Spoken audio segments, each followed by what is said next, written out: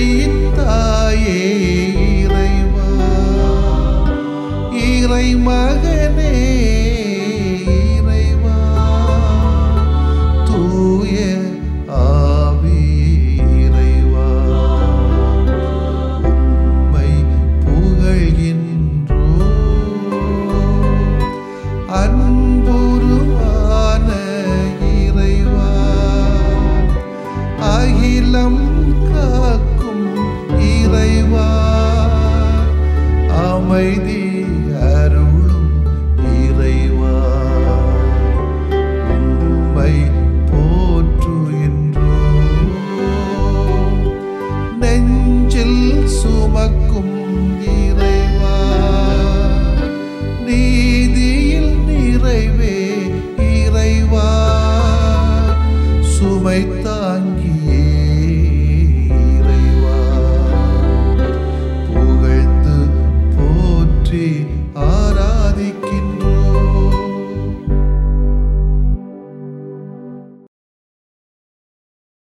கடவுளே, உங்க அன்பை எப்படி சொல்ல?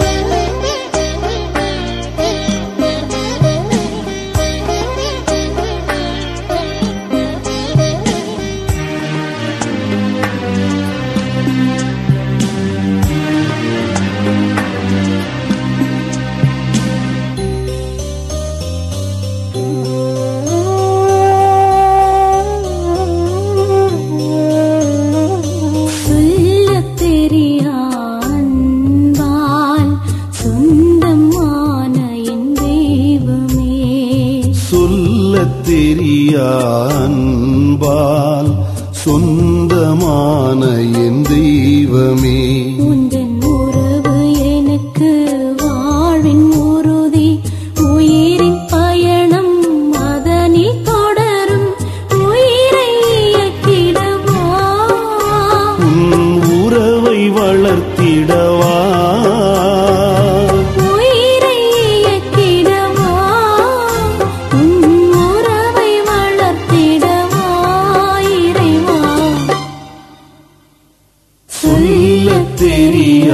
அன்பால் சொந்தமான என் தெய்வமே.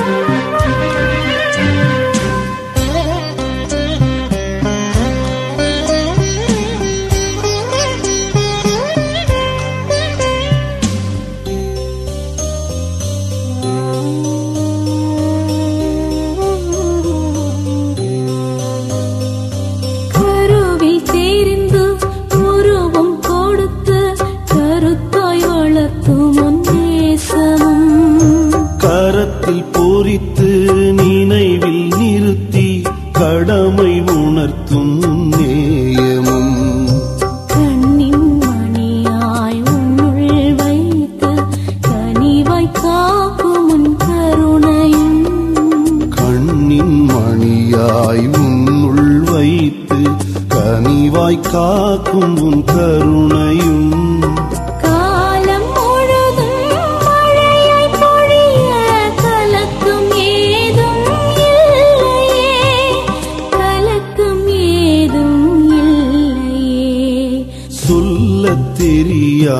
அன்பால் சொந்தமான என் தெய்வமே, உந்தன் உறவு எனக்கு வாழ்வின் உறுதி, உயிரின் பயணம் அதனில் தொடரும், உயிரை இயக்கிடவா,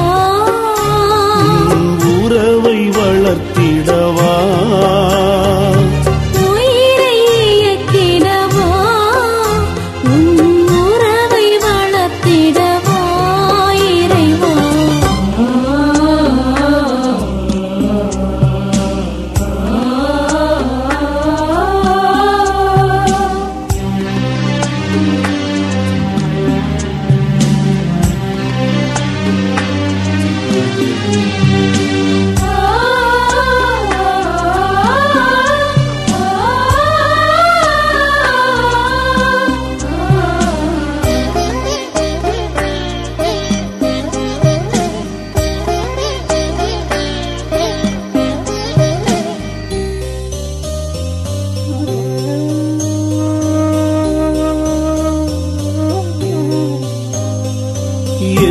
எந்தன் சிந்தையை உந்தன் நோக்கில் என்றும் இயக்கும் உன் உடன் துணை.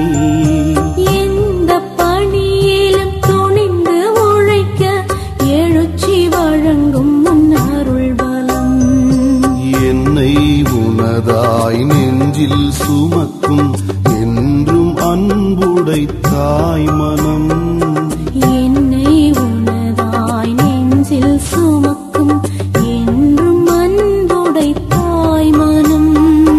எல்லோர் வாழ்விலும் எல்லாமாகிய எளியன் பவுல் போல் வாழ்ந்திட, எளியன் பவுல் போல் வாழ்ந்திட. சொல்லத் தெரியா அன்பால் சொந்தமான என் தெய்வமே. சொல்லத் தெரியா அன்பால் சொந்தமான என் தெய்வமே. உந்தன் உறவு எனக்கு வாழ்வின் உறுதி. உயிரின் பயணம் அதனில் தொடரும். உயிரை இயக்கிடவா, உறவை வளர்த்திடவா, உயிரை இயக்கிடவா, உன் உறவை வளர்த்திடவா இறைவா. சொல்லத் தெரியா அன்பால் சொந்தமான என் தெய்வமே.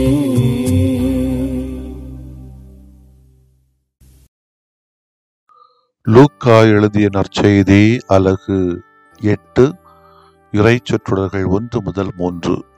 அக்காலத்தில் இயேசு நகர் நகராய் ஊர் ஊராய்ச் சென்று இறையாட்சி பற்றிய நற்செய்தியை பறைசாற்றி வந்தார்.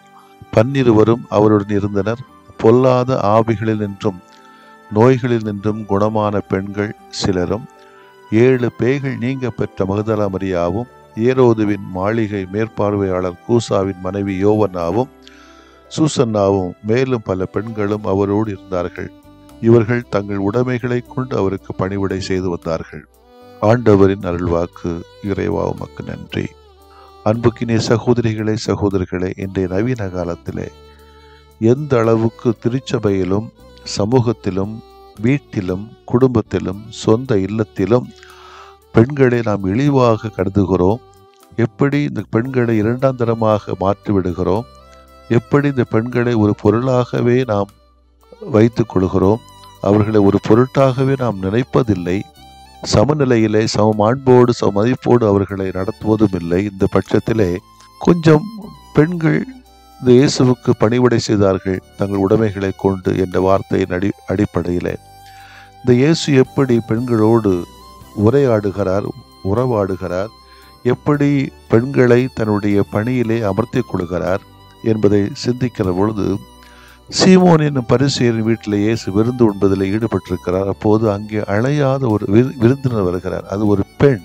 அவருடைய பெயர் நமக்கு தெரியாது. அந்த பெண் எந்த ஒரு வார்த்தையும் பேசவும் இல்லை. ஆனால் அவர் செய்த செயல்களை லூக்கா துல்லியமாக பதிவு செய்துள்ளார். அக்கால வழக்கப்படி விருந்தினர் ஒரு மேசை முன் அமர்ந்து தலையணையில் சாய்ந்த நிலையில் இடது முட்டுக்கையை ஊன்றி கொண்டு வலது கையால் உணவை எடுத்து அருந்துவார்கள். அப்போது விருந்தினரின் கால்கள் மடக்கப்பட்ட நிலையில் அவர்களின் காலடிகள் பின்புறம் தெரியும். அதனால்தான் அந்த பாவியான பெண் இயேசுவுக்கு பின்னால் கால் மாட்டில் அழுது கொண்டே நின்றார்.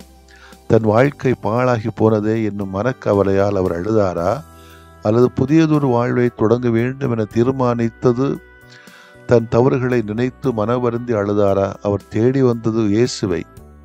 உணவருந்தி கொண்டிருந்த இயேசுவின் காலடிகளின் அருகில் நின்று அழுததால் கண்ணீர் துளிகள் பாதங்களை நனைக்கின்றன. அப்பெண் தன் கூந்தலை அவிழ்க்கிறார். நனைத்த இயேசுவின் காலடிகளை தன் கூந்தலால் துடைக்கின்றார். இயேசுவின் பாதங்களை முத்தமிடுகிறார். தன் கையில் இருந்த படிகச் சிமிழிலிருந்து நறுமண தைலத்தை இயேசுவின் காலடிகளிலே கரிசனையோடு பூசுகின்றார். லூக்கா விவரிக்கின்ற இந்த காட்சி உண்மையிலேயே வியப்புக்குரியதுதான். இன்றைக்கெல்லாம் அது நடக்குமா? கற்பனை பண்ண முடியுமா? யோசிக்க முடியுமா? பார்க்க முடியுமா? ஒரு பெண் ஒரு பணியாளருடைய பாதங்களை இப்படி கண்ணீரால் நினைக்கின்ற பொழுது சமூகம் என்ன சொல்லும்? கற்பனை கேட்ட முடியவில்லை. அந்த அளவுக்கு பெண்களை தரக்குறைவாக பார்க்கிறோம் என்பதன் அர்த்தம். விருந்து நடக்கின்ற போது அங்கே நுழைவதற்கு அந்த பெண்ணுக்கு அனுமதி இருக்கவில்லை. அதுவும் சட்ட நுணுக்கங்களை துல்லியமாக கடைபிடித்த பரிசேர் ஒருவர். பாவியான பெண்ணை வீட்டில் ஏற்பது நினைத்து பார்க்க முடியாத ஒன்று. மேலும் இறைவாக்கினர் என மக்களால் கருதப்பட்ட இயேசுவிடம் சென்று அவருடைய காலடிகளை அப்பெண் தொட்டார் என்பது இன்னும் ஒரு பெரிய எல்லை மீறல். ஆனால் இயேசுவுக்கு அந்த பெண்ணின் இதயத்தில் புதைந்து கிடந்த சிந்தனைகள் தெரியும். அப்பெண்ணின் உள்ளத்தில் எழுந்த அன்பும் நம்பிக்கையும் இயேசுவுக்கு வெளிச்சம். எனவே இயேசு பாவியான அந்த பெண்ணை போற்றி பேசுகிறார். இயேசுவை வீட்டுக்கு அழைத்து விட்டு அவருக்கு உரிய மரியாதை காட்டாத சீமோன் எதையெல்லாம் செய்யாது விட்டாரோ அதையெல்லாம் அப்பெண் இயேசுவுக்கு செய்கிறார். அதாவது வீட்டுக்குள் நுழைவதற்கு முன் காலடிகளை கழுவுவது வழக்கம். அப்பெண் இயேசுவின் காலடிகளை தன் கண்ணீரால் கழுவி தன் முடியால் துடைக்கிறார். விருந்தினரை முத்தமிட்டு வரவேற்க வேண்டும். ஆனால் அப்பெண்ணோ இயேசுவின் காலடிகளையே முத்தமிடுகிறார். விருந்தினரின் தலையில் எண்ணெய் பூச வேண்டும். ஆனால் அப்பெண்ணோ தன்னையே தாழ்த்தி கொண்டு இயேசுவின் காலடிகளை தொட்டு அவற்றில் நறுமண தைலம் பூசுகிறார். இவ்வாறு அவர் தன் அன்பை வெளிப்படுத்துகிறார். இயேசு அந்த பெண்ணின் அன்பையும் நம்பிக்கையும் பாராட்டியதோடு அவருடைய பாவங்களையும் மன்னித்து அவருக்கு மீட்பையும் அமைதியையும் வாக்களிக்கின்றார். அன்பு இருக்கும் இடத்தில் கடவுளின் அருள் தோன்றும் என்பதற்கு பாவியான பெண் சிறந்த எடுத்துக்காட்டு. அன்புக்குரியவர்களே, நம்முடைய வாழ்க்கையிலும் முடிந்த வரைக்கும் ஆண் பெண் மீதும் பெண் ஆண் மீதும் அன்பை காட்டுவோம். குறைகளெல்லாம் குறைவாகத்தான் தெரியும், நிறைகள் நிறைவாக தெரியும். எல்லோரையும் மதிக்கின்ற மாண்பிலே வளர்கின்ற பொழுது ஆண்டவர்களுடைய அருள்வரங்கள் ஆசீர்வாதங்கள் மிக அற்புதமாக நம்முடைய வாழ்க்கை வந்து சேரும். மதிக்கவில்லை என்று சொன்னால் அல்லது பெண்களை மிதிக்கிறோம் என்று சொன்னால் கடவுள் தருகின்ற வரங்களே நமக்கு ஒரு சாபங்களாக மாறிவிடலாம். ஆமேன். மன்றாடுவோமாக. இறைவா, அன்பு நிறைந்த உள்ளத்தோடு நாங்கள் உம்மை அணுகி வர எங்கள் யாவருக்கும் சமநிலை அருளை தாரும் ஆண்டவரே. ஆமேன்.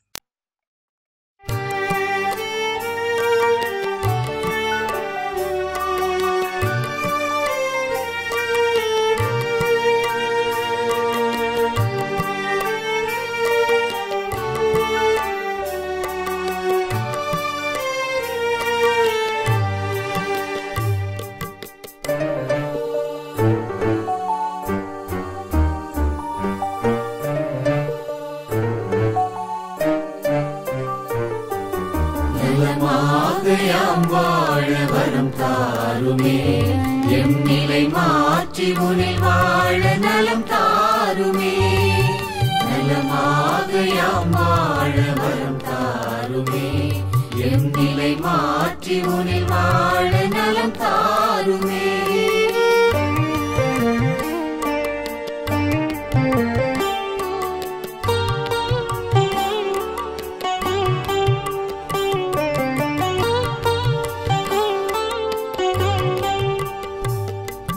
மகிழ்வில்லா மனமென்றால் மனநோயா, அதில் மகிழ்வாக நீ வந்து நலம் தாருமே. நலமாக யாம் வாழ வரம் தாருமே. பொய் கூறும் நாவென்றால் பேய் நோயா, அதில் மெய்யாக நீ வந்து நலம் தாருமே. நலமாக யாம் வாழ வரம் தாருமே, எம் நிலை மாற்றி உனில் வாழ நலம் தாருமே.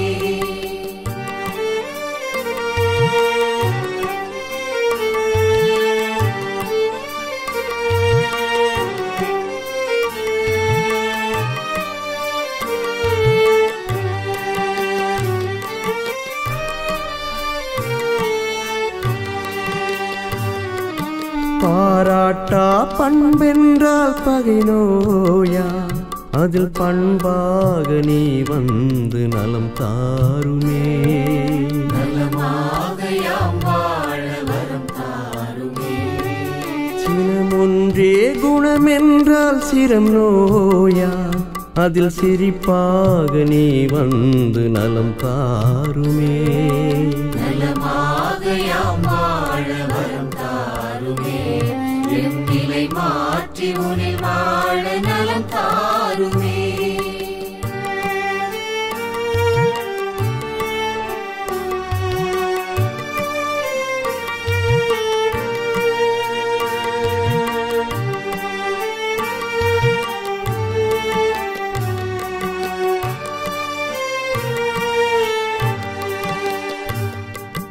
உழைக்காத உடல் என்றால் உயிர் நோயா, அதில் உழைப்பாக நீ வந்து நலம் தாருமே. நலமாக யாம் வாழ வரம் தாருமே. கனியாத உளம் என்றால் கடும் நோயா, அதில் கனிவாக நீ வந்து நலம் தாருமே. நலமாக யாம் வாழ வரம் தாருமே. எம் நிலை மாற்றி உனில் வாழ நலம் தாருமே.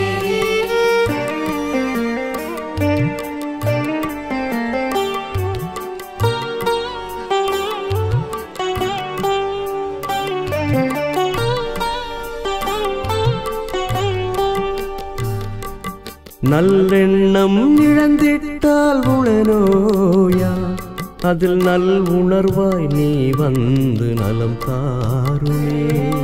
நலமாக யாம் வாழ வரம் தாருமே. நம்பிக்கை களைந்திட்டால் வாழ்வில்லையா, அதில் நலமாக்கும் நீ வந்து வாழ்வாகுமே. நலமாக யாம் வாழ வரம் தாருமே. எம் நிலை மாற்றி உனில் வாழ நலம் தாருமே.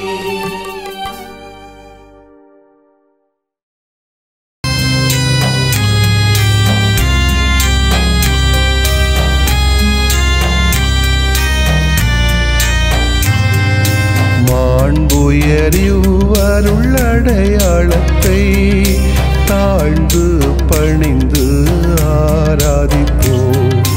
பழைய நியம முறைகள் அனைத்தும் இனி மறைந்து முடிவு பெறுக. புதிய நியம முறைகள் வருக. புலன்களாலே மனிதன் இதனை அறிய இயலா. குறைகள் நீக்க நம்பிக்கையின் உதவி பெறுக.